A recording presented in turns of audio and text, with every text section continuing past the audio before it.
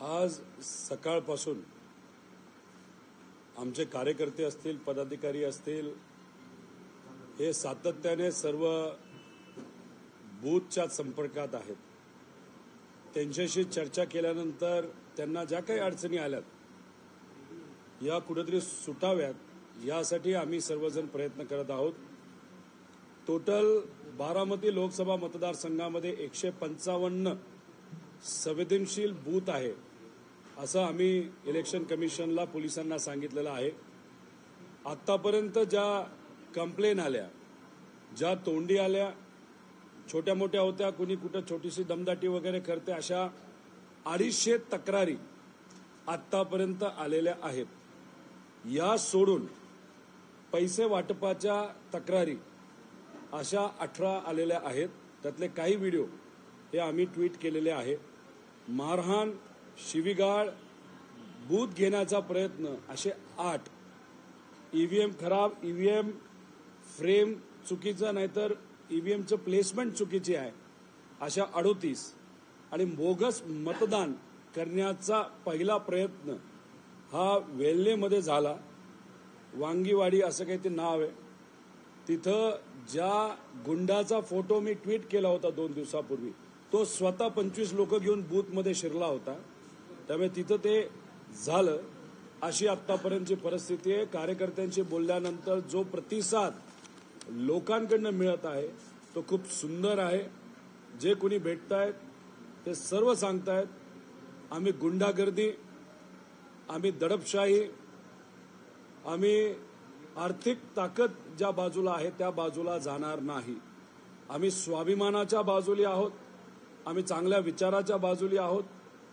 आणि ह्या सगळ्या गोष्टी बघितल्यानंतर एक गोष्ट सिद्ध होते की येत्या काळामध्ये नक्कीच लोकांना गोड अशी बातमी 4 जूनला मिळेल. याच्यामध्ये या सर्व कंप्लेनचा अभ्यास केल्यानंतर बहुतांश कंप्लेन या बारामती तालुक्यातून नाही तर बारामती विधानसभेमधून आलेल्या आहेत. त्याच्यावरनं आम्ही एकच निष्कर्ष इथं काढतो की अजितदादांनी पूर्ण लक्ष हे फक्त बारामती विधानसभेवर ठेवलेलं आहे. इतर मतदारसंघाला वाऱ्यावर सोडलेलं दिसतंय. त्याचा अर्थ की आत्ताच कुठेतरी आपण इलेक्शन हारलोय हे महायुतीच्या सर्व नेत्यांना, पदाधिकाऱ्यांना आता वाटायला लागलेलं आहे. बारामती फक्त कुठेतरी मायनस जाऊ नये यासाठी धडपड ही सर्व नेत्यांची त्या बाजूच्या सुरू आहे असं कुठेतरी जाणवतं. दत्तात्रय भरणे म्हणतात की मी शिवीगाळ केली नाहीये, ही माझी ग्रामीण भाषा आहे, मी याच भाषेत बोललो त्यांच्याशी.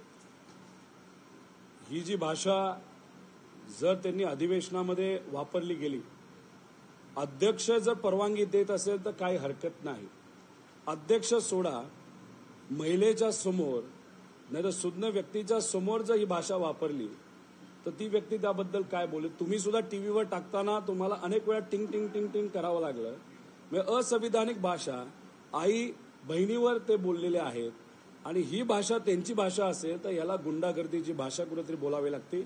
आणि तिथं गवळी नावाची एक व्यक्ती त्याच गावची, त्याच्याच बरोबर भरणे कुटुंबातूनच काही लोक जे त्यांच्या विरोधात आहे ते आमच्या बूथवर बसले होते. आणि मग 12 बलुतेदार, 18 पगड जातीतले हे जे सामान्य कार्यकर्ते आहेत तिथं बसले असताना फक्त तुम्ही सत्तेत आहात म्हणून तुम्ही तिथं मगरुरी दाखवत असाल तर हे लोक खपवून घेणार नाहीत.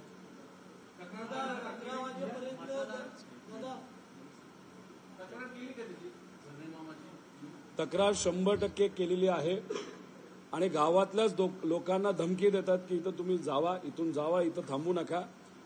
जो काही जळजळाट नाही तर चिडचिड त्यांची होत आहे त्याच्यावरनं सुद्धा एक संदेश कुठेतरी मिळत आहे जो आमच्यासाठी सकारात्मक आहे आणि त्यांच्यासाठी नकारात्मक आहे.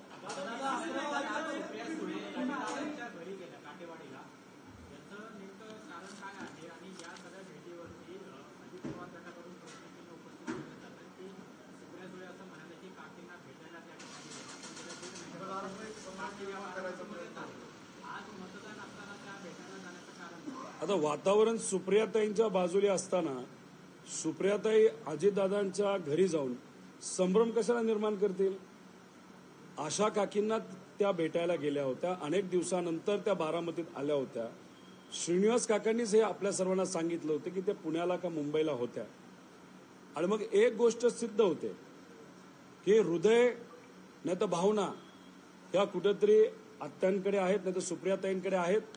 जेव्हा काटेवाडीला त्या गेल्या होत्या तिथंच अजितदादांचं घर आहे आणि त्या घरी काकी आहेत. जेव्हा कळालं, सुप्रियाताई गेल्या आणि तिथं नमस्कार घेतला, आशीर्वाद घेतला. आता त्यांच्या मुलाली दुसरी भूमिका घेतली असेल, स्वार्थी भूमिका घेतली असेल, त्यात आईचं काय चुकलं, काकींचं काय चुकलं? उलट तिथं जो परंपरा आहे, जे काय कल्चर आहे, संस्कृती आहे आपली, ती आत्यांनी तिथं म्हणजे सुप्रियाताईंनी जपली. आणि हेच कुठेतरी विरोधकाच्या पोटामध्ये दुखायला लागलं असं कुठेतरी म्हणावं लागेल. देवेंद्र फडणवीस साहेबांकडनं संस्कृती आणि विचारसरणी याची अपेक्षा आपण करू शकत नाही. आणि जे चिल्लीपिल्ली अजितदादांनी इतर जे काही टीव्हीवर बोलणारे पाळलेली आहेत, नाही ठेवलेली आहेत, त्यांच्याबद्दल तर बाजारी लोकांबद्दल न बोललेलं जास्त योग्य. यावर देवेंद्र फडणवीस म्हणले जातात की हे सगळं भावनिक रणनीती खेळली जाते. सुप्रिया सुळेंनी अजित पवारांची मुलगी भावनिक रणनीती.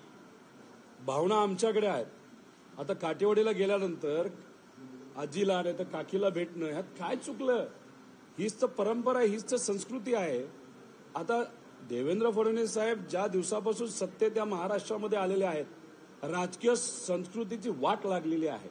त्यामुळे देवेंद्र फडणवीस साहेबांना संस्कृती कधी कळायची? त्यांना सोयीची संस्कृती नाही तर सोयीचं राजकारण कुठे ते कळतं. त्यामुळे असंवेदनशील कॉमेंट हा देवेंद्र फडणवीस असतील नाही तर त्यांच्या नेत्यांकडनं केला असं माझं मत आहे. त्यांचा प्रश्न मग चालू होत्या पीडीसीसी बँका. अजित पवारांचं म्हणणं आहे की तुम्ही पाहिलं का आणि त्या कामासाठी चालू असतील त्यांचं असं म्हणणं आहे. तुम्ही जे आरोप करता ते आरोप खोटे. मी कुठं नाही म्हणलं त्या कामासाठी चालू नव्हत्या. त्या नक्कीच कामासाठी चालू होत्या. पण मी ह्याच्या आधी 10 दिवसाआधी एक कॉमेंट केली होती, ट्विट केली होती की सामान्य लोकांना पीडीसीसी बँक आणि बारामती बँकेतून 500 रुपये मिळत नाहीत. मग त्याचा अर्थ त्या पैशाचा कुठेतरी ना कुठेतरी वापर होतोय. आता सामान्य लोकांना 5 पर्यंत बँक चालू असते, आता इथं 1 पर्यंत चालू. आणि त्याच्यात ते काम करत होते. पण ते कशाचं? तर पैसे वाटपाचं काम कुठेतरी केलं जात होतं असं लोकांचं मत आहे. आणि मग तिथून पैसा लोकांपर्यंत जायचा, तो तिथं दिला जायचा असं लोकांचं तरी मत तिथं झालेलं आहे. त्यामुळे कोणाचं काम पीडीसीसी करत होतं याच्या आधी पीडीसीसीच्या कर्मचाऱ्यांनी दुर्दैवाने हा त्यांचा प्रचार केला. आणि आता पीडीसीसी बँक रात्री 1 पर्यंत उघड्या आहेत. मार्च एंड तर नाही, मार्च एंड असला असतं तर समजलं असतं. आता आपण मे मध्ये रात्री 1 पर्यंत काय करतायत तर 500 रुपयाच्या नोटा वाटतायत असं आमचं ठाम मत आहे.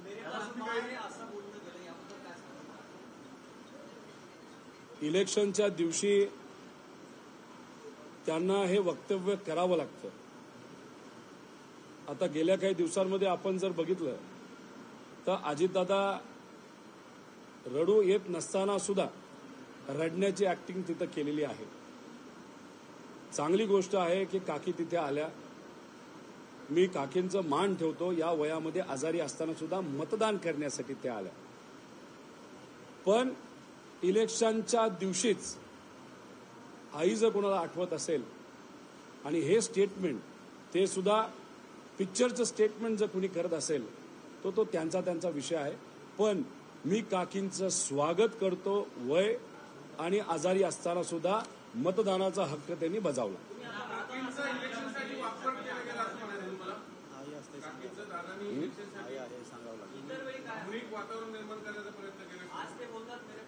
नाही महिना झाला, 1.5 महिना झाला काकींबरोबरचा फोटो मी काही बघितला नव्हता. आज इलेक्शनच्या दिवशी मेरे पास माँ है हे कुठेतरी सांगावं लागतंय. ह्याच्या मागे काय हे मला सांगता येणार नाही. पण मी एवढंच आहे, काकींना मानलं, आजीला मानलं. या वयामध्ये सुद्धा त्या मतदान करण्यासाठी आल्या. हाच आदर आणि हाच विचार खऱ्या अर्थाने पवार कुटुंबाचा विचार आहे.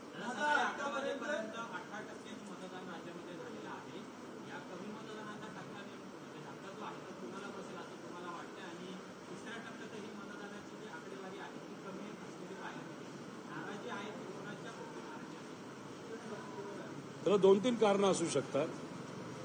एक खडकवासल्याचे काही व्हिडिओ आम्ही बघितले. तिथं काही लोक आली म्हणाले अरे कमळच दिसत नाही, मग मी मतदानच नाही करणार. त्यामुळे चिन्ह बघण्यासाठी काही लोक आल्यानंतर ते चिन्ह नसल्यामुळे तिथं मतदानाला ते आले नसावेत. 2, पैशाचा वापर खूप मोठ्या प्रमाणात केला जातोय आणि तो काल आणि परवापासून सुरू झालेला आहे. काही लोकांपर्यंत अजून पैसे पोचले नसावेत म्हणून काही अजितदादा गटाचे जे कार्यकर्ते पदाधिकारी आहेत ते त्यांना म्हणत असतील थांब, थोडा वेळ थांब, काहीतरी तुझ्यापर्यंत पाठवतो आणि मग मतदानाला जा. मग कुठेतरी एक संभ्रम मतदारांच्या मनामध्ये निर्माण होत असेल. पण सर्व मतदारांवर आमचा विश्वास आहे. सर्व महाराष्ट्रातले स्वाभिमानी मराठी नागरिक आहे, त्यामुळे ते योग्य असा निर्णय घेतील. आणि जी गुंडागर्दी म्हणजे गुंडागर्दी इतकी आहे की उद्या जाऊन तेच गुंड जर लोकांच्या घरी आले, त्यांचे कार्यकर्ते घरी आले, आपल्या आया बहिणी घरी असतील आणि ते केस वाढवलेले गुंड जर घरी आले तर आपल्याला कसं वाटेल. त्यामुळे ही जी गुंडाची संस्कृती अजितदादा आणि भाजपची पुढे आणत आहे त्याला खऱ्या अर्थाने थांबवायचं असेल, हीच ती वेळ आहे लोकसभेची.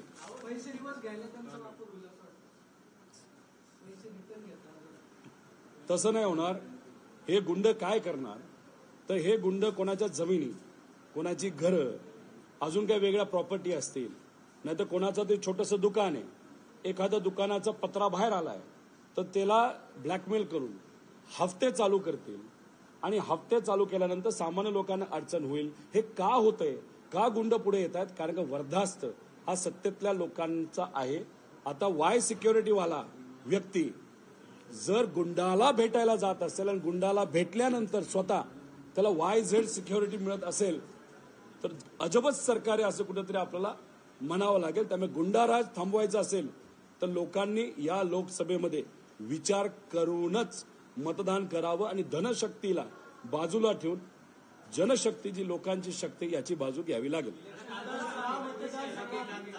तुम्ही जो फोटो ट्विट केला गुंडांचा त्यामध्ये एक फोटो अभय मांढरे यांचा सुद्धा आहे. अभय मांढरे यांचे फोटो तुमच्या कुटुंबासोबत तुमच्यासोबतही आहेत असं अजित पवार गटाचं म्हणणं. अभय मांढरे हे अजितदादांचे, माझे आणि पवार कुटुंबियाचे नातलग लागतात. ते कसे नातलग लागतात? मध्ये जर तुम्ही बघितलं असेल तर एक सावत्र कुटुंब अजितदादांनी पुढे आणलं होतं का नव्हतं? त्या कुटुंबाचं आणि अभय मांढरेंचं नातं आहे. आता ते नातं आहे, नातं असल्यामुळे याच्या आधी आम्ही फोटो काढले असावे. आता आज आमच्याबरोबर ते फोटो दिसत आहेत का, जेव्हा ते स्वतः धमकवत आहेत का कोणाच्या तरी माध्यमातून धमकवत आहेत, हे कुठेतरी माझं अजितदादांना चॅलेंज आहे. अभय मांढरेंबद्दल तुम्ही कुठेतरी ओपन वक्तव्य करावं. ते तुम्हाला सहकार्य करत नसतील तर डायरेक्ट जसं तुम्ही मटक्याच्या बाबतीत खोटं बोलला, जसं तुम्ही इतर गोष्टी, तसं तुम्ही भोरच्या बाबतीत खोटं बोलला, तसं अभय मांढरेंच्या बाबतीत तुम्ही खरं बोलता का खोटं बोलता हे जगाला बघायचंय. त्यामुळे नक्कीच सांगा. तुमच्यासाठी देखील हेच काम केलेलं आहे. एवढ्या ताईंसाठी तेव्हा ते चांगले होते आणि त्यानंतर आता तुमच्या विरोधात काम करतात म्हणून ते वाईट झाले असं त्यांचं म्हणणं. अरे मी काय सांगितलं, तिथं फोटो कोणाबरोबर आहेत? गुंडाबरोबर आहेत माझे का अभय मांढरेंबरोबर आहे? अरे अभय मांढरेंचे नातलग, जे माझे सुद्धा नातलग आहे, यांना अभिमानाने आमच्या बरोबर कुणीतरी पवार आहे हे दाखवण्यासाठी कुणी पुढे केलं? अजितदादांनी केलं. अभय मांढरेंचं त्यांचं नातं. आता अभिमान म्हणून तुम्ही त्या कुटुंबाला पुढे करता आणि जो व्यक्ती आज तुमच्यासाठी धमक्या देत आहे असं मी नाही म्हणत. असं कोण म्हणतंय? अजितदादांचीच लोक. मी आजपर्यंत अभय मांढरेंचं नाव घेतलं होतं का? नाही. हे कुणी घेतलं? ते भाडोत्री जी लोक आहेत अजितदादांची त्यांनी. आणि मग त्यांनाच कुठेतरी विचारा की अभय मांढरेंचं दादांचं काय नातं आणि आज दादा या बाबतीत स्पष्टीकरण देणार का नाही, एवढं तुम्ही विचारा. रुपाली चाकणकरांनी तुमच्यावर टीका केलेली आहे. जे रात्री ट्विट केले तुम्ही, रुपाली चाकणकर म्हणतात की पराभवाच्या भीतीने नैराश्य आलेलं आहे त्यामुळे अशी ट्विट करतायत. कसं हे लोकसभेचं इलेक्शन, हे मोठं इलेक्शन आहे. जेव्हा महानगरपालिकेचं इलेक्शन राहील तेव्हा मी त्यांच्याबद्दल नक्कीच बोलेन.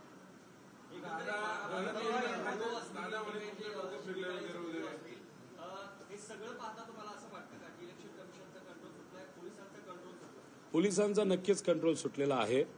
पोलिसांच्या समोर आमच्या कार्यकर्त्यांना मारलं जातं. पोलिसांच्या समोर पैसे दिले जातात.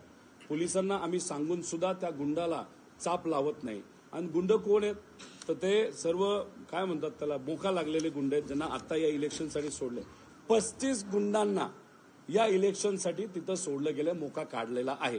याची यादी मी आज संध्याकाळपर्यंत आपल्या सर्वांना देतो. आता 35 गुंडांना इलेक्शनच्या आधी तुम्ही मोका काढता आणि तेच गुंड प्रचारात तुमच्या दिसत्या, म्हणजे ह्याच्यातून तुम्ही संदेश काय देता? तुम्हाला लोकांपेक्षा, स्वाभिमानी लोकांपेक्षा तुम्हाला गुंड जास्त महत्वाचे आहेत.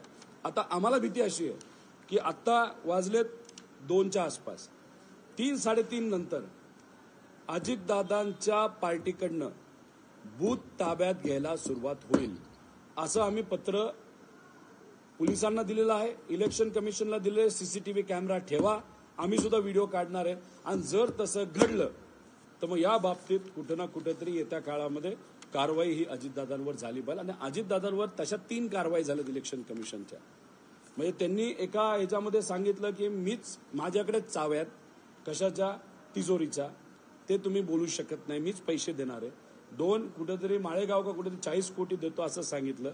अजून 3रं कुठेतरी. त्यामुळे इलेक्शन कमिशनने आता त्यांना नोटीस पाठवली, बास करा, याच्या पुढे अजून तुम्ही बोलू शकत नाही. त्याच्याच बरोबर इलेक्शन कमिशनने पीडीसीसी आणि बारामती बँकेला सुद्धा सांगितलंय पैशाचा विषय. 2 जे तुमचे हे असतात आपले पासबुकवर काही लोकांना खोटे पासबुक दिले गेले आहेत आणि मतदार यादीमध्ये ज्या लोकांचा फोटो नाही त्याच्या पुढे हे पासबुक वापरून फेक मतदान तिथं होणार आहे.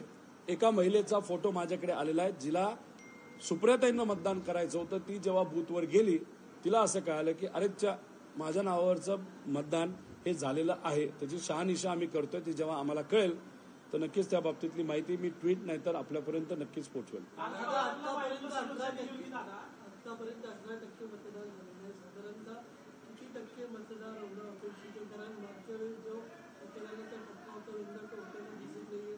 कुणाचा टक्का असेल तर मतदार जे बाहेर निघत नाही त्यांच्यासाठी काय आपण नियोजन करतो? आम्ही विनंती करतोय कार्यकर्त्यांना की जास्तीत जास्त लोकांना आणा, पण जिथं कुठं भाजपचं प्राबल्य आहे तिथं मतदान कमी होतंय. बारामतीमध्ये असं एक जाणीव आहे आणि इतर ठिकाणी मोठ्या प्रमाणात मतदान होताना दिसते आणि ते फार मनापासून होतंय. त्यामुळे आम्हाला विश्वास आहे की निकाल हा फार सकारात्मक लागणारे. जो कुठला कष्ट सामान्य कार्यकर्त्यांनी, स्वाभिमानी लोकांनी घेतले त्याला यश आल्याशिवाय राहणार नाही. राणाजी म्हणतात की तेरची सून आणि लेक दोघी यावेळेस दिल्लीला जातील खासदार म्हणून. असं कोण म्हणलं? काय म्हणले? धाराशिवचे तेरची लेक म्हणजे वहिनी आणि सून म्हणजे अर्चना पाटील या दोघी यावेळेस खासदार म्हणून जातील असं त्यांनी नाव. असं त्यांनी सुप्रियाताई नाही, सुनेत्रा वहिनी आणि अर्चना पाटील म्हणजे त्यांच्या मिसेस असं. आता आधी ते राणासाहेब कुठे होते, आता कुठे आहे, त्यानंतर त्यांच्या ज्या मिसेस आहेत त्यांना कुठलं चिन्ह मिळालं हे सुद्धा सुरुवातीला माहीत नव्हतं.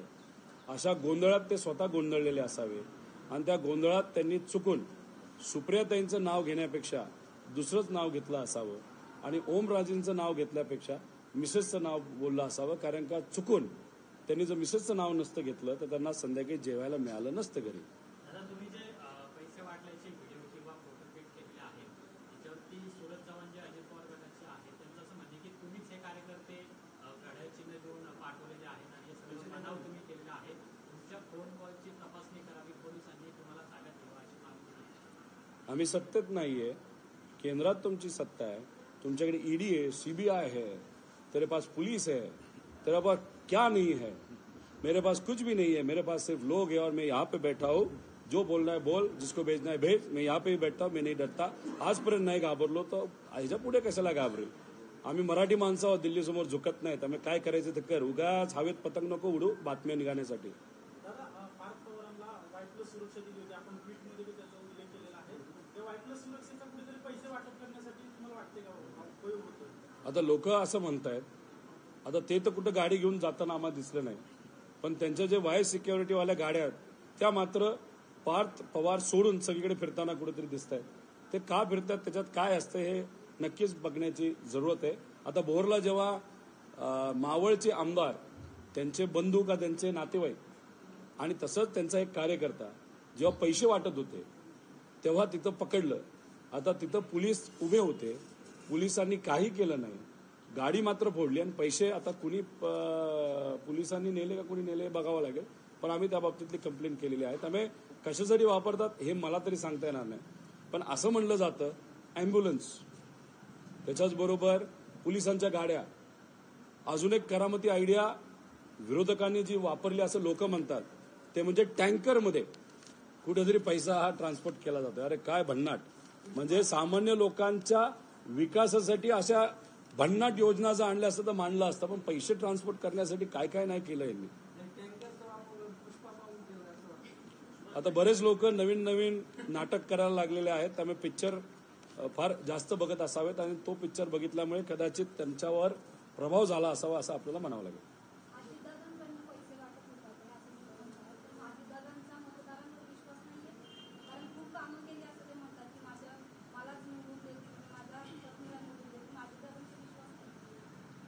अजितदादांनी लोकांना सांगावं 2014 पर्यंत सत्ता कोणामुळे आली? पवार साहेबांमुळे आली. पदं कोणी दिली? साहेबांनी दिली. कोणा दिली? अजितदादांनी त्यांच्या मित्रमंडळाला दिली. 2019ला महाविकास आघाडी येण्यासाठी अजितदादांचं काय त्याच्यामध्ये इन्व्हॉल्वमेंट होतं, नाही तर कर्तृत्व होतं, काय नव्हतं, पण तरी सुद्धा दादांना साहेबांनी पद दिलं. पद दिल्यानंतर निधी आला. 14 पर्यंत निधी हा पद मिळाल्यानंतरच आणला. त्यामुळे एवढा निधी ते आणू शकले असले तर त्याचं मुख्य कारण म्हणजे पवार साहेबांमुळे सत्ता आली. त्यामुळे लोकांचं असं मत आहे की दादा जे म्हणतात मी मी मी मी, त्याच्या साहेबांचं जर नाव घेतलं असतं तर लोकांनी कदाचित ते मानलं असतं. पण म्हणतो ना, त्याला हृदय लागतं, मोठं मन लागतं. ते दुर्दैवाने बदललेल्या आजच्या भाजपच्या दादांकडे आहे असं वाटत नाही.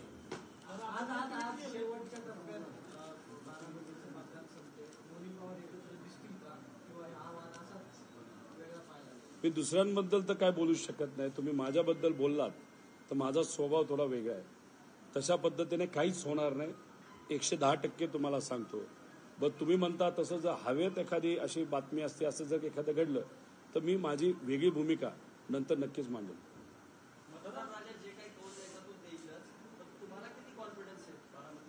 खूप जास्त. मला थोडंसं असं वाटत होतं की अरे पैसे वाटल्यानंतर कुठे ते वातावरण बदलेल हे, पण काही लोक तर फारच हुशार आहेत. ते म्हणतात काही असलं तरी आम्ही स्वाभिमानी उमेदवारालाच चालवणार. खडक वाचल्यावर किती, कारण त्यांचं नाव आहे की आम्हाला इथून 1 लाख लीड घ्यायचं आणि इथूनच आम्हाला जिंकून यायचं याच बरोबर लीडवर. आधी खडक वाचल्यामध्ये मतदान किती होतं ते आपण बघूया, कारण का आत्ताचे आकडे बघितले तर भाजपचे लोक काय बाहेर नाही घेणार. आणि मग मतदान किती झाले त्याच्यानंतर 1 लाखाची लीड आपण बोलू. काय काही ठिकाणी तर ते म्हणतात की 1,20,000ची लीड घेऊ, आणि गेल्या वेळेस फार कमी मतदान तिथून झाले. त्यामुळे ते आज हवेत बोलतात. आणि कसं आहे, कर्मचाऱ्यांचा वापर करून सर्वे त्यांनी केलेला आहे. आता कर्मचारी जेव्हा जातो तेव्हा अजितदादांचा बिल्ला घालून जातो आणि तो विचारतो कोणाला मतदान करणार. लोक काही वेळीत का बोलायला की नाही आम्ही साहेबांना नाही तर सुप्रियाताईंना देऊ. दादाचा बिल्ला दिसला दादांनाच करणार. आणि मग त्यामुळे कुठेतरी त्यांचा जो सर्वे तो तकलादू आहे. जे काही रिझल्ट येईल तो 4 जूनला येईल. आणि आज संध्याकाळी उद्यापर्यंत आमचा जो अंदाज आहे आकडेवारीचा तो 100% रिअलिस्टिकली सामान्य नागरिक आणि कार्यकर्त्यांशी बोलून मी आपल्याला सांगतो. सकाळी तिकडल्या एका मतदान केंद्रावर आम्ही फिरत होतो तेव्हा एक आजोबा गृहस्थ पारंपरिक मतदार भाजप खडक वाचला काय म्हणले, कमल किधर है ढूंढू शोधत होते. कमल जनरली कीचड़ में होता है, लेकिन कमल एक फूल असतं. पण आता त्यांना कुठेतरी जाणवलं असेल कि कमल का फूल जो कीचड़ में है एक्चुअली वो कीचड़ में है और कमल के फूल को ढूंढते ढूंढते वो आए. लेकिन दुर्दैव असं की त्यांचा टाइम खराब होता, त्यांना कमळचं फूल दिसलं नाही. त्यामुळे ते तसेच निघून गेले. असे एक नाही, असे कदाचित लाखभर लोक असतील. अनेक निवडणुकीत तुम्ही घडी पुढचं बटन दाबून मतदान केलं असेल, मात्र यावेळेची निवडणूक थोडी वेगळी. घडी सपोर्ट दिसते बॅलेट पेपरवर, मशीनवर, पण दुसऱ्या तुम्हाला जे काही तुम्हाला जे आवडीचं असेल त्याच्यावर तुम्ही बटन दाबलं, त्यावेळेस काय भावना होतं ते सगळं बघून? नाही, उलट आमच्यासारख्यांचं एक वेगळं मत झालेलं आहे. तसं बघितलं तर टेक्निकली विचार तोच, पार्टी नवीन, चिन्ह नवीन, आम्ही पण नवीन. त्यामुळे पूर्वी काय व्हायचं, या सर्व नेत्यांनी ज्या काही गोष्टी पूर्वी केल्या होत्या ज्याच्यामुळे मोदी साहेब बोलायचे, देवेंद्र फडणवीस साहेब बोलायचे, मीडिया आमच्यावर बोलायची, त्यामुळे आम्ही काहीतरी चांगलं बोलायला जायचो तेव्हा मागचं उनं दुनं काढलं जायचं. आता हे सगळ्या गोष्टी नवीन असल्यामुळे उलट नवीन बटन दाबताना एक वेगळा अभिमान तिथं वाटतो. पण जसं लोकसभा इलेक्शन हे होईल तेव्हा ते जे पूर्वीचं आमचं चिन्ह आहे 100% कोर्टाच्या माध्यमातून त्याचा जो टाइम आहे तो आम्ही बंद पाडू. साहेबांची तब्येत कशी आहे? साहेबांची तब्येत कशी आहे? कधीपासून बाहेर येते? डॉक्टरांनी सांगितलं 4-5 दिवस तुम्ही विश्रांती घ्या, पण साहेब ऐकतील ते साहेब कुठले. आता इलेक्शनचा काळ असल्यामुळे औषधं घेऊन पवारसाहेब उद्यापासून प्रचाराला निघत आहेत. परवा सुद्धा जेव्हा ते बारामतीला आले होते, इंदापूरला आले होते, त्यांनी अँटीबायोटिक खाल्लं होतं. त्यामुळे स्टेजवर बसून तुम्ही जर बघितलं तर त्यांना झोप येत होती. त्याच्याचबरोबर गेले 20 दिवस 4 तास साहेब झोपलेले आहेत.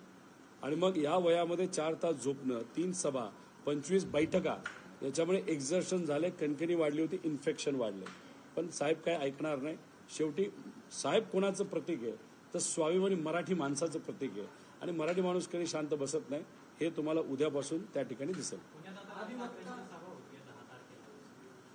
सुप्रियाताई जेव्हा गेल्या वेळेस लोकसभेसाठी उभ्या होत्या तेव्हा खडकवासला मतदारसंघाच्या जवळ राज ठाकरे साहेबांची खूप मोठी सभा झाली. इतकी मोठी सभा झाली, आमची अपेक्षा होती की ते मोदी साहेबांच्या विरोधात बोलले, त्यामुळे आमच्याकडे कुठेतरी लीड वाढेल का काय असं आम्हाला वाटत होतं. पण एकच असा मतदारसंघ आहे जो 60,000ली मायनस आहे. त्यामुळे मी उलट म्हणेल एक कशाला 100 सभा या राज ठाकरे साहेबांच्या घ्याव्यात, त्याचा फायदाच झाल्याशिवाय राहणार नाही.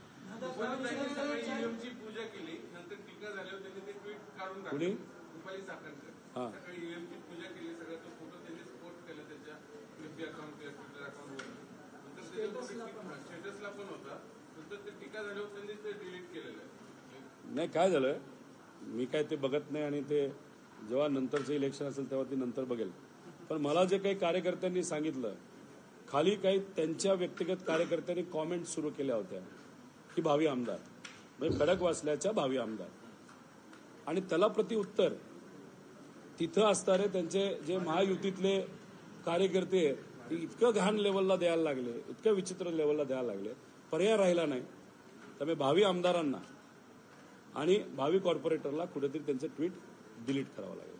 सर्वोच्च न्यायालयाचे अधिवक्ता अग्रवाल यांनी पण त्या बँकेच्या संदर्भात तक्रार दाखल केली आहे. अग्रवाल, प्रांजल अग्रवाल इथं बसलेत नाही.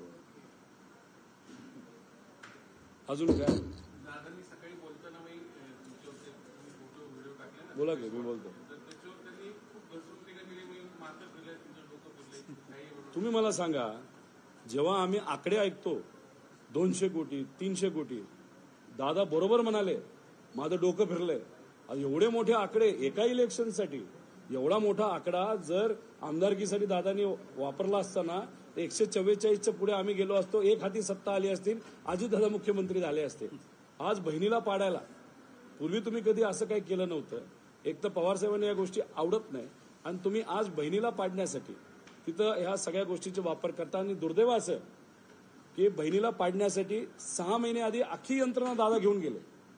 ठीक आहे, घेऊन गेले. आम्हाला असं वाटलं की तिसऱ्याला कोणाला तरी तिथं संधी देतील, पण घरच्याच एका व्यक्तीला तुम्ही संधी देता म्हणजे बहिणीने तुमच्यावर जो विश्वास टाकला, तुम्ही विश्वासघात केला, अख्खी यंत्रणा नेली आणि स्वतःच्याच घरातल्या व्यक्तीसाठी वापरली. ह्याच्यावरनं कळतं की तुम्हाला मोठं कुटुंब हे स्वतःचं कधीच वाटलं नाही. तुम्हाला जे तुमचं छोटं कुटुंब आहे हेच जास्त महत्वाचं वाटतं. आणि दादा एका ठिकाणी बोलताना 2 गोष्टी बोलल्या की पवारसाहेब हे माझं दैवत होते, म्हणजे पूर्वी दैवत होते, आता नाही आहेत. म्हणजे सहसा लोक दैवत कधी सोडत नाही, पण इथं दादानी दैवत सुद्धा सोडलेलं आहे.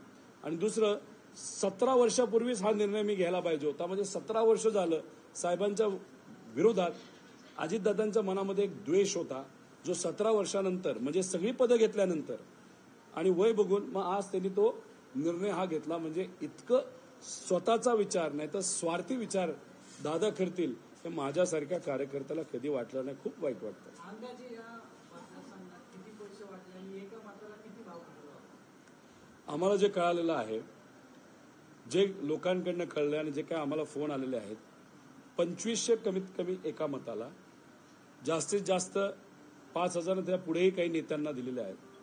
आता ह्याच्यामध्ये जात धर्म बघून तिथं पैसे दिलेले आहेत. तुम्ही कुठल्या वस्तीवर आहात, तुम्ही कुठल्या झोपडपट्टीमध्ये आहात, तुम्ही झोपडपट्टीमध्ये राहत असाल तर सगळ्यात कमी 2500. तुम्ही जरा बऱ्या घरीमध्ये राहत असाल, तुमच्याकडे गाडी असेल, मोटरसायकल असेल, तर तुम्हाला मग 5,000 रुपये. म्हणजे पैसे देताना सुद्धा यांनी तिथं भेदभाव केलेला आहे असं त्या ठिकाणी आहे. आणि आकडा खूप मोठा आहे. 200 कोटीच्या पुढे जाईल का काय असं वाटतं. प्रश्न संपले. नाही अजून 1 तासाने बघा, अजून ट्विट करतो.